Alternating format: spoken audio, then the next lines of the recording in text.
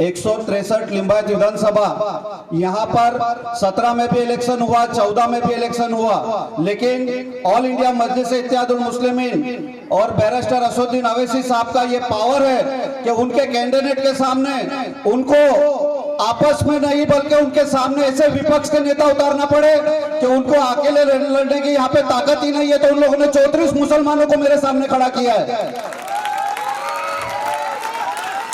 और ये जो पावर है हमारे को अकबर साहब से मिलता है। अकबर साहब को कितना लोग देखना चाहते हैं सूरत के अंदर?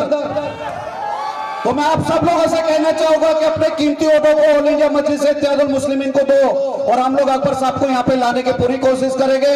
और मैं आपको कहना चाहूंगा कि अगर हम भी टीम होते तो ये भाजपा के लोग यहाँ पे 34 उम्मीदवार अपक्ष से नहीं उतारते। याद रखना, हम एक टीम है और वो भी ऐसी एक टीम है कि मोहम्मद रसूलुल्लाह सल्लल्लाहु अलैहि वसल्लम की एक टीम है। याद रखना, हमें कोई नंबर नहीं दे सकता, हमारा नंबर एक है और हमेशा एक रहेगा।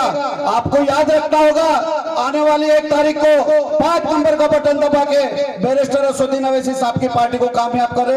मैं अपनी इस बात को यही पूरा करूंगा और वारिस भाई को दावत देता हूं कि इस मंच के ऊपर है। अस्सलाम वालेकुम।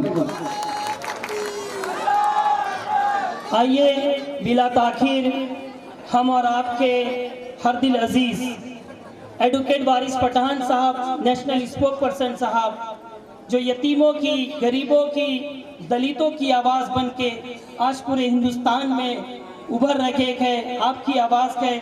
आइए कुछ अशार के साथ मैं एडवोकेट वारिस पठान साहब को दावत देता हूँ कि वारिस पठान किसकी हिम्मत है आपकी परवाज में लाए कमी।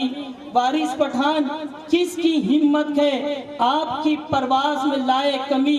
वारिस पठान परों से नहीं वो हौसलों से उड़ा करते हैं। लफ्जों से फतह करता के वारिस अपनी, लफ्जों से फतह करता के वारिस पठान लोगों के दिलों को, लफ्जों से फतह करता के वारिस पठान लोगों के दिलों को। वारिस एक ऐसा बादशाह के जो लश्कर लेके नहीं चलता के। आप जानते हैं कि एडवोकेट वारिस पठान साहब लगातार गुजरात की सरजमीन पर दिन और रात गुजरात की आवाम के लिए मेहनत कर रखे हैं, मुशक्कत कर रखे हैं। तो मुझे एक शेर याद आ रखा है कि कैसे कह दूं कि वारिस पठान आप थक गए हो, कैसे कह दूं कि वारिस पठान आप थक गए हो। ना जाने आप किस किस के हौसले हो। आप गुजरात के नौजवानों के हौसले गए, आप भिवंडी के नौजवानों के हौसले गए। वारिस साहब आप सिर्फ गुजरात के नौजवानों के हौसले नहीं गए, आप बिल्किस बानो के भी हौसले गए, आप दलितों की भी हौसले गए, आप सारे हिंदुस्तान के नौजवानों के हौसले गए। आइए हम अपने नेशनल स्पोक पर्सन का इस्तेकबाल नारे तकबीर से करते गए। नारे तकबीर।